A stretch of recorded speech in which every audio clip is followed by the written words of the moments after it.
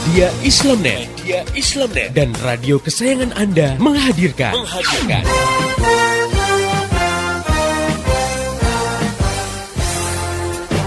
Voice of Islam. Saya pernah nonton satu acara televisi, di situ ada party, pesta-pesta di sebuah diskotik, lalu dibikin kuis. Cuman kuis itu syaratnya hanya boleh diikuti oleh pengunjung yang bawa alat kontrasepsi, alias kondom. Ternyata banyak yang bawa. Paling datang itu anak muda semua gitu kan. Kita ditanya, kenapa kamu bawa? Loh, kita kan nggak tahu apa yang terjadi setelah ini. Wow, jadi kan sudah sedia payung sebelum hujan gitu ya. Sedia kondom sebelum berzina. Astagfirullahaladzim ya. Kenapa kok seperti terjadi? Karena satu, karena kita sudah hidup di alam sekuler. Hidup dengan landasan memisahkan agama dari kehidupan. Jadi agama udah nggak dipandang. Asma binti Yazid al-Ashhaliyah yang sedang dia ingin menanyakan satu masalah di hadapan Nabi dan para sahabat. Nah, saat itu ada forum Nabi dengan para sahabat. Nah, saat itu Asma menanyakan tentang kedudukan peran perempuan dalam rumah tangga dibandingkan dengan peran kaum laki-laki ya. Bagaimana posisinya? Apakah perempuan itu bisa meraih pahala yang seperti laki-laki lakukan gitu ya? Nah, saat itu Rasulullah memuji pertanyaan yang diungkapkan Asma itu di hadapan para sahabat. Nah, ini kan menggambarkan ya bahwa saat itu Asma berbicara, kan ada suaranya di hadapan para sahabat, dan Rasulullah memuji dan membiarkan, dan ini menunjukkan bahwa suara itu bukan aurat gitu. Dalam Islam, kehidupan laki-laki dan perempuan itu diatur baik dalam kehidupan umum, misalnya dalam pergaulan di sekolah, di terminal, di jalanan umum, di perkantoran ya gitu. Dan juga di dalam kehidupan khusus di dalam rumah. Jadi memang Islam sudah memberikan batasan-batasan di mana laki-laki dan perempuan itu di dalam bergaul, berkomunikasi itu memiliki aturan-aturan tertentu. Jadi bukan berarti dengan diatur dipisahkan gitu ya kehidupan laki dan perempuan, benar-benar laki perempuan tuh nggak boleh ngomong, nggak boleh ketemu gitu. Ada yang mungkin menganggap kejem banget Islam tuh ya, jadi kayak di karantina gitu laki dengan perempuan. Tidak demikian. Namun ini catatan pentingnya, bukan berarti diperbolehkan jadi segalanya jadi boleh gitu ya. Dalam persoalan yang bersifat pribadi, nah ini tidak boleh laki-laki dan perempuan yang bukan mahramnya itu menjalin hubungan khusus gitu ya, tanpa disertai mahram.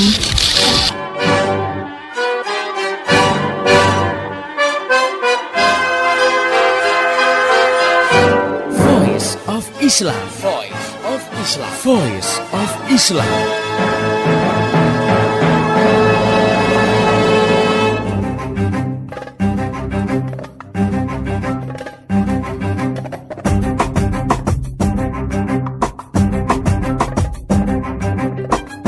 Halo Indonesia, Assalamualaikum warahmatullahi wabarakatuh. Jumpa dengan saya, Arini Aulia dalam program Voice of Islam. Kerja bareng Media Islamnet dengan radio kesayangan Anda ini. Dan selama 30 menit ke depan, Voice of Islam akan menemani Anda dalam rubrik Tamu Kita Pekan ini. Pendengar yang budiman, telah hadir tamu kita pekan ini, yaitu Ibu Dr. Insinyur Yuliana, Magister of Science.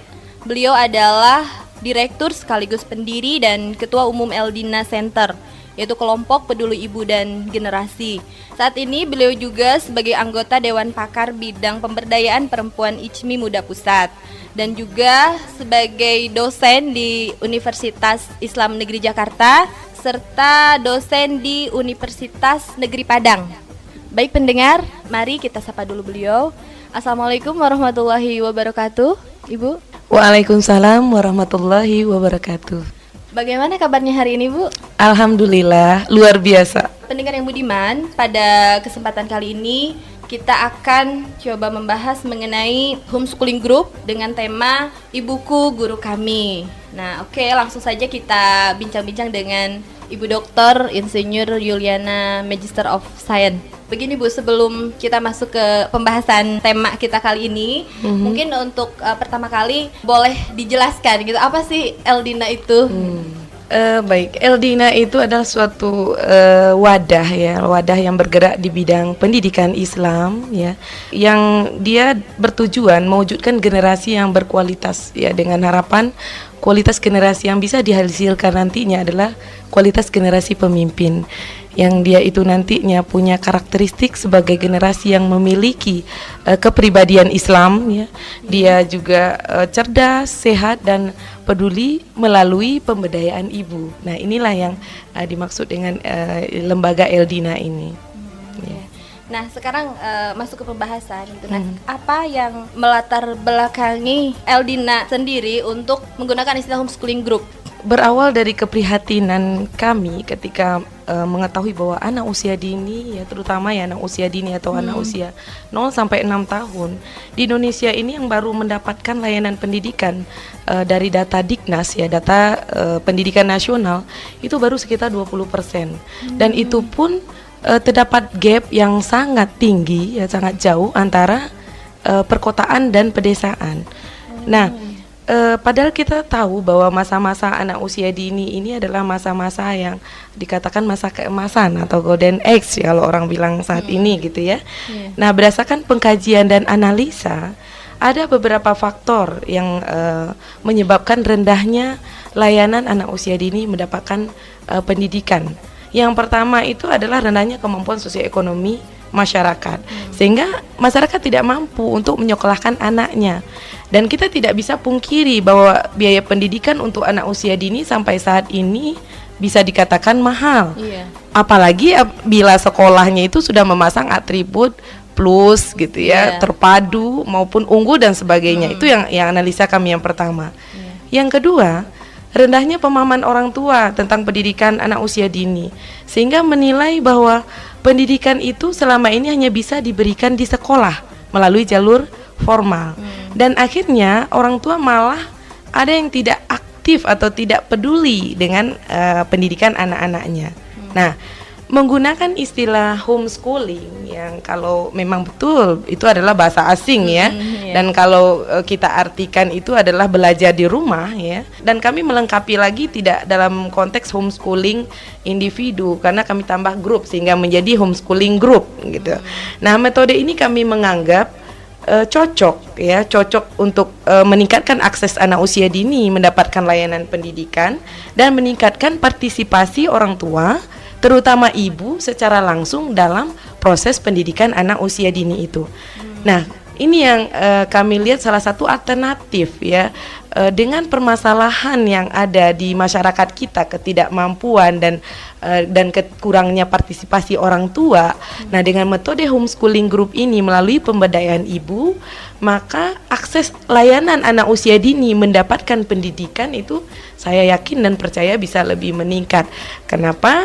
Yang pertama, kalau homeschooling group itu karena tidak formal, maka dia bisa menggunakan fasilitas rumah ataupun tempat-tempat umum lainnya menjadi tempat belajar untuk anak-anak usia dini. Yang kedua, kalau di sekolah harus guru yang memberikan dan guru pun dibayar dengan biaya yang cukup mahal, maka kalau orang tuanya bisa menjadi guru, maka ini juga merupakan alternatif bagi kita bahwa ternyata pendidikan itu bisa dengan biaya murah, dengan catatan ibunya bisa menjadi guru bagi anak-anak di kelompok tersebut. Nah, ini yang kita ambil dalam metode homeschooling group itu. Tadi cukup menarik ya membicarakan bahwa ibu itu sebagai guru.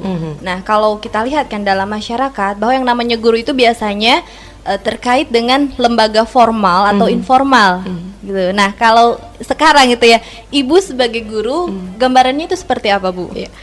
Kami mengutip syair yang berbunyi, ibu adalah guru, jika engkau telah mempersiapkannya, berarti engkau telah mempersiapkan suatu bangsa yang mempunyai akar-akar yang baik. Artinya, ibu sebagai guru adalah ibu sebagai pendidik yang mengajari anak-anaknya. Nah, selama ini yang dipahami kebanyakan ibu adalah tugasnya merawat, menjaga anak dalam hal pemenuhan makan minum, pakaian, kesehatan, keselamatan. Itu memang benar, nggak salah, ya. Tapi sesungguhnya banyak ibu juga telah memerankan sebagai guru ini karena dialah yang mengenal tentang pertama sekali mengenalkan konsep pencipta kepada anaknya. Penanaman nilai-nilai agama, memberikan stimulasi tentang pertumbuhan dan perkembangan kepada anak-anaknya, itu sangat tepat diberikan oleh seorang ibu. Nah, sehingga predikat ibu yang hanya sebagai pengasuh atau sebagai perawat saja tidak cukup. Ibu juga harus juga sebagai pendidik gitu ya. Nah, kenapa? Ada beberapa hal yang kalau kita lihat peran si ibu ini, karena ibulah yang memiliki interaksi yang kuat dengan anak, karena dialah orang yang pertama kali menjalin interaksi dengan anak. Itu yang pertama. Yang kedua, yang memahami dan selalu bisa mengikuti pertumbuhan dan perkembangan anaknya tanpa terlewatkan, karena dia selalu bersama anak. Nah, yang ketiga, kami melihat bahwa ibulah sebagai teladan utama bagi anak, karena dia selalu dekat dengan anaknya. Yang keempat, yang bisa menerapkan sistem atau prinsip belajar untuk diterapkan, karena dia paling banyak punya waktu bersama anak.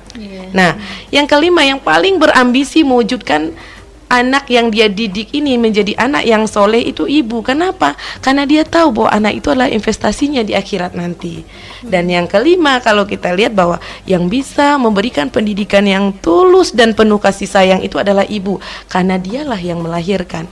Nah, sangat tepat bahwa konteks pendidik ini khusus untuk anak usia dini diperankan oleh ibunya sendiri gitu. Wah, kalau seperti itu ibunya harus pintar dong. Nah, lantas bagaimana sih Bu kriteria ibu sebagai guru itu? Apakah harus mengenyam pendidikan lebih tinggi? Misalnya dia itu harus lulus sarjana gitu. Ya, kalau seorang ibu harus pintar, jelas ya. Karena kalau seorang ibu tidak pintar, dia tidak akan mampu atau tidak akan bisa dia menjalankan amanah sebagai ibu dan pengatur rumah tangga suami dan anak-anaknya dengan baik. Nah, salah satu cara menjadi pintar memang betul dengan cara menjalani pendidikan sampai pendidikan tingkat tinggi. Itu betul. Itu bukan satu-satunya cara ya, salah satu. Tapi banyak cara untuk bisa jadi pintar. Nah, contoh misalnya bisa melalui banyak membaca buku terkait bagaimana proses pendidikan anak. Ya, kemudian mencari informasi kepada orang-orang yang ahli tentang permasalahan anak, mengikuti kajian-kajian, pendidikan dan latihan, mengikuti seminar-seminar dan sebagainya. Itu adalah cara-cara yang bisa dijalani melalui jalur pendidikan non formal gitu ya, bukan melalui jalur formal saja untuk bisa menjadi pintar. Dan ilmu yang diperoleh di dalam proses seperti itu harus bisa diterapkan dalam kehidupan sehari-hari. Maka dengan cara demikianlah seorang bisa menjadi pintar. Nah, predikat sarjana saja seperti yang tadi disampaikan belum tentu cukup untuk menguji apakah seorang ibu ini mampu menjalankan tugas dan amanahnya. Kenapa? Kita butuhkan justru keprofesionalan dia. Dan profesionalan itu tidak bisa hanya cukup ilmu saja, tapi bagaimana dia bisa mengimplementasikan dalam kehidupan sehariannya saat dia menjalin interaksi bersama anak-anak. Nah, ini satu hal yang harus dibekali oleh seorang ibu. Jadi tidak hanya cukup teori, tapi prakteknya gimana gitu. Nah, ini ya. Terus Ibu, kalau kita melihat kondisi ibu-ibu kan biasanya tersibukkan dengan aktivitas lain, baik itu untuk ngurusin suaminya gitu ya, kemudian rumah tangganya. Nah, apakah bisa ini seorang ibu itu tadi punya posisi sebagai guru gitu untuk anak-anaknya? Ya, kalau kita bayangkan ya mendidik anak sendiri, apalagi kalau seorang ibu tuh punya anak 4, 5 gitu ya. Itu memang yang terbayang pertama kali oleh kita apa? Repotnya, sulitnya. Aduh, kayaknya nggak mampu deh, nggak kebayang gitu ya. Nah, apalagi urusan rumah tangga yang kalau memang sebagian ibu menganggap ya memang nggak pernah habis-habisnya, dari mulai bangun tidur sampai tidur kembali gitu, malah nggak beres. Artinya masih banyak PR-PR yang harus dikerjakan terkait dengan urusan rumah tangga, apakah dalam penyediaan makanan atau penyediaan minuman anak, pakaian dan sebagainya. Ini yang memang menjadi salah satu hal yang sering dikatakan oleh ibu, bahwa kami tidak akan mampu untuk melakukan itu, tugas kami saja cukup banyak. Itu kalau dia memang memandang bahwa dia harus melakukan sendiri tugasnya. Nah, kami dalam wadah Eldina mengembangkan itu bukan bentuk kelompok belajar yang sifatnya individu tadi. Homeschooling group itu bukan individu, tapi adalah bentuk tim, bentuk grup. Nah, dengan bentuk grup yang kita bangun di lingkungan kita, di lingkungan di mana anak-anak berinteraksi dalam kesehariannya, ada beberapa manfaat yang bisa kita lihat. Yang pertama, dengan kita bergrup, pertama pada diri si ibu bisa membangun ukhuwah Islamiyah di kalangan ibu. Di samping dapat meringankan beban si ibu. Kenapa? Karena pada saat memberikan stimulasi kepada anak, dia bisa bergantian dengan ibu-ibunya yang lain. Nah, artinya itu di dalam kelompok, sehingga di rumah ya tinggal dia mengulang kembali apa yang sudah didapatkan oleh anak selama dia berada dalam kelompoknya tadi. Nah, yang kedua juga dalam proses kita memberikan stimulasi pendidikan kepada anak ini butuh teman. Butuh teman untuk bersosialisasi, butuh teman untuk menguji sejauh mana kepemimpinan yang dia miliki, baik dia dipimpin maupun memimpin gitu ya. Nah, itu tidak akan pernah teruji kalau anak itu hanya diajarkan tentang ilmu kepemimpinan itu sendiri. Karena kapan waktunya dia harus memimpin orang lain gitu misalnya, atau dipimpin oleh orang lain. Oleh sebab itu dia butuh teman. Nah, dengan grup ya, di samping ibu diuntungkan karena nanti dalam prosesnya ibu bisa bergantian memberikan stimulasi, si anak pun mendapatkan apa yang diharapkan dalam proses tumbuh kembangnya. Nah, yang ketiga juga dengan kita mengajak lingkungan kita, otomatis kita juga berusaha untuk memperbaiki lingkungan masyarakat setempat. Nah, bagaimana ibu menjalankan perannya inilah maka dibutuhkan manajemen si ibu, baik manajemen waktu antara dia di dalam memberikan pendidikan dengan dia memanage rumah tangganya ya, maupun manajemen aktivitas dia. Nah, ini yang harus dimiliki oleh setiap ibu, bisa memanage waktunya dan bisa memanage aktivitasnya gitu.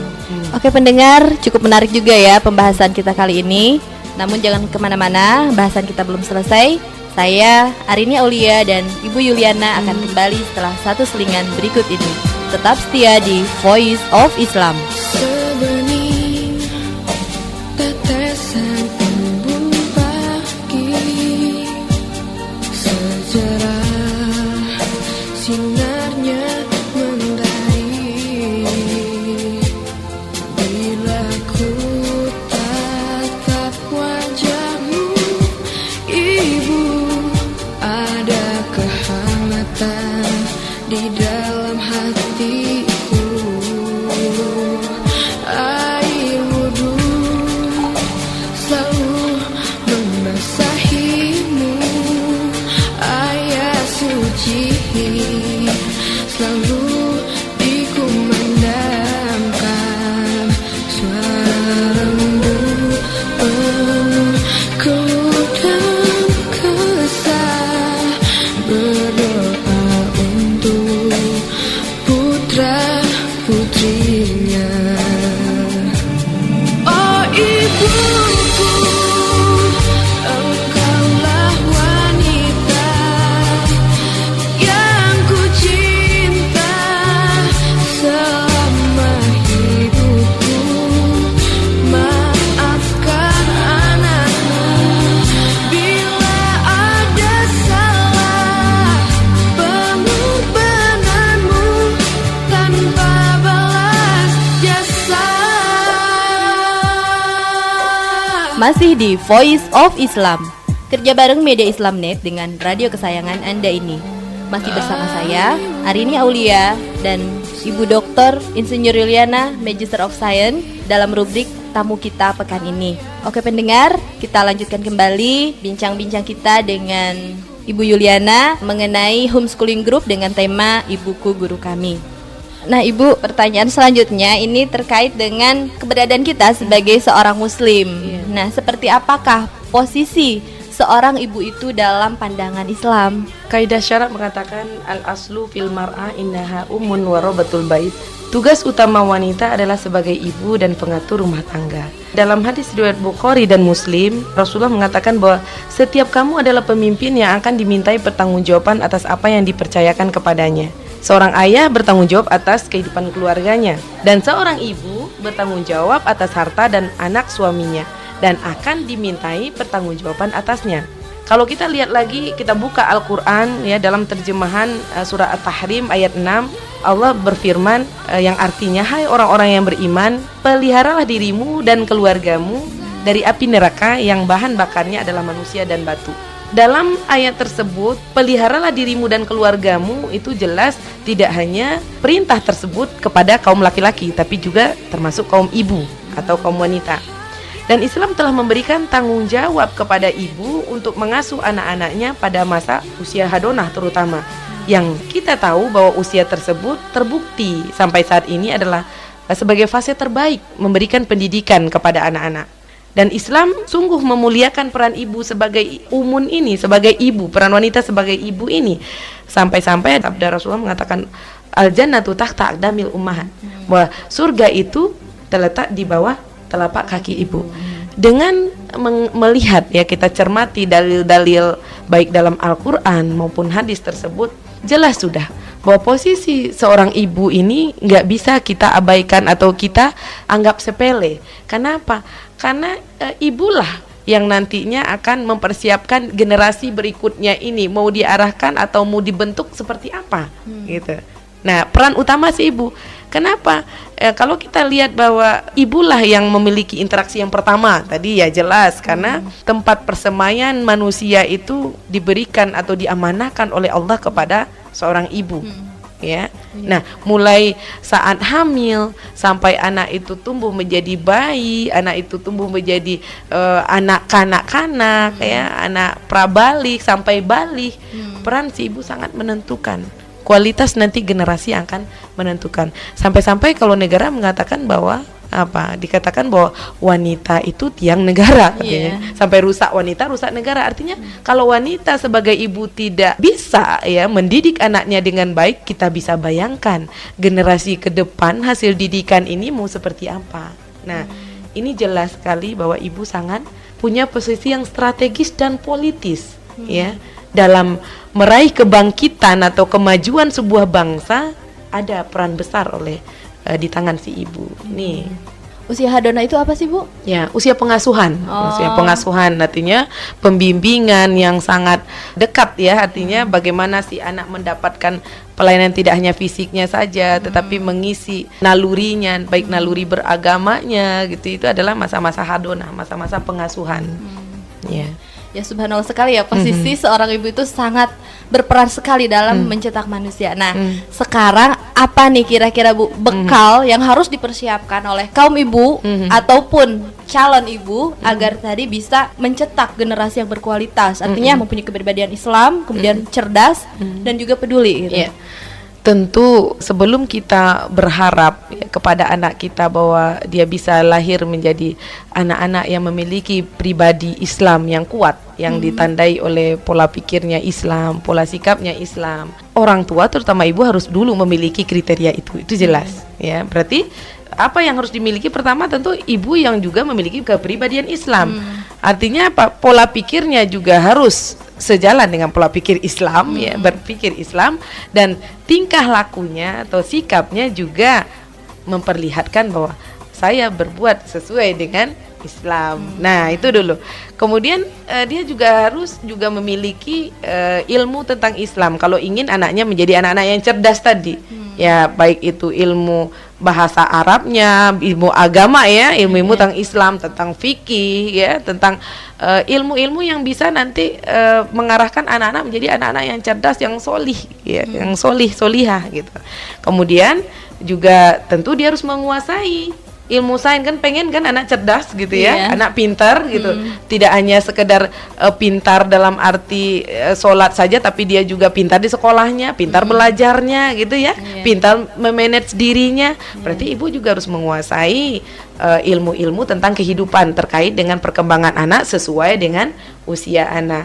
Nah, yang kedua, ibu juga memiliki kesadaran untuk mendidik anak sebagai aset umat.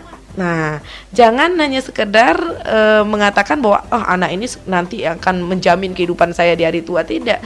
Tapi berjuang menjalankan aturan Allah itu dulu. Karena dia pengen kan anak ini adalah investasinya nanti di yaumil akhir. Nah, peka dan peduli terhadap lingkungan. Nah, jadi jangan anak individualis. Nah, berarti kita harus, ibunya juga harus care dulu, peduli dulu gitu kan. Kemudian bagaimana dia bisa melahirkan anak-anak yang menjadi sebagai golongan atau umat yang terbaik. Ya, berarti ibu juga harus bisa mencontohkan dulu sebagai figur ibu yang terbaik. Nah, yang ketiga juga menguasai dan memahami konsep pendidikan anak. Itu perlu. Kenapa? Karena setiap anak itu kan unik untuk kita amati, unik untuk kita cermati gitu ya. Nah, terkadang si ibu karena keinginannya memang bagus ya, keinginannya tinggi gitu untuk anaknya pintar, akhirnya dia kurang pas di dalam proses menghadirkan atau menghantarkan anak menjadi pintar ini. Kemudian dia juga harus tahu persis bahwa lingkungan itu sangat mempengaruhi terhadap perkembangan anak. Sudahkah dia jadikan standar Islam dalam mendidik anak? Nah, ini juga menjadi hal-hal yang perlu dipersiapkan oleh ibu maupun calon ibu. Nah, ini kalau calon ibu berarti dia sudah sifatnya mempersiapkan jauh-jauh. Kalau ibu sambil jalan kan gitu ya. Nah, tapi sebaiknya memang dipersiapkan dari jauh-jauh hari, sehingga saat dia memiliki seorang anak dia nggak kelabakan. Saya harus apakan nih anak. Nah, gitu. Iya, oke. Kemudian Bu, bagaimana sekarang memulai menjadi guru yang baik bagi anak-anaknya gitu? Iya. Yang pertama, apapun yang akan kita lakukan, kita kembali mempedomani sabda Rasulullah yang diriwayatkan oleh Bukhari Muslim, innamal a'malu binniyat. Itu jelas.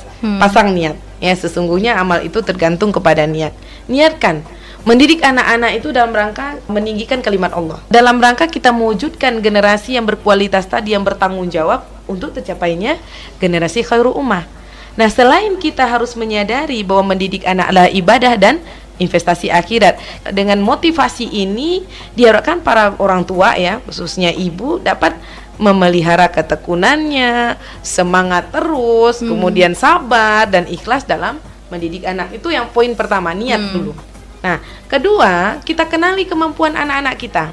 Ada anak-anak yang memang lebih dalam hal menghafal, misalnya keinginan tahuannya tinggi, misalnya aktif, spontan dan sebagainya. Kita kenali ya anak kita, sehingga kalau kita sudah kenal dengan kemampuan anak kita, kita akan lebih mudah untuk mengarahkan dia. Dan kita juga tahu permasalahan dia gitu, sehingga kita bisa mencari solusi yang pas ya mengatasi masalah ini. Itu yang kedua.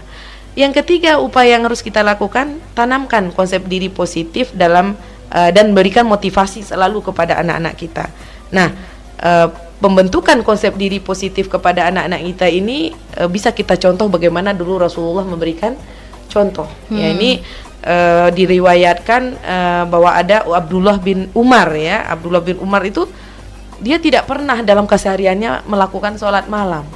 Tapi bagaimana Rasulullah menumbuhkan motivasi konsep diri positif kepada Abdullah? Dia sampai mengatakan begini, sebaik-baik lelaki adalah Abdullah jika ia melaksanakan sholat malam. Ini contoh Rasulullah memberikan teladan kepada kita. Pada saat Abdullah ini mendengarkan ucapan Rasulullah, Abdullah banyak mengerjakan sholat malam. Padahal sebelumnya nggak pernah gitu. Nah, itu yang kedua, yang ketiga ya, menanamkan. Yang keempat, memberikan stimulasi. Apa itu stimulasi? Stimulasi itu rangsangan dari luar yang dilakukan secara berulang-ulang dan bervariasi. Nah, caranya pun harus pas. Jadi tidak asal berikan TV itu memberikan stimulasi, tapi belum tentu pas untuk anak. Apa yang pas? Nah, Rasulullah mencontohkan juga kepada kita, berikan stimulasi dengan penuh cinta, perhatian dan kasih sayang.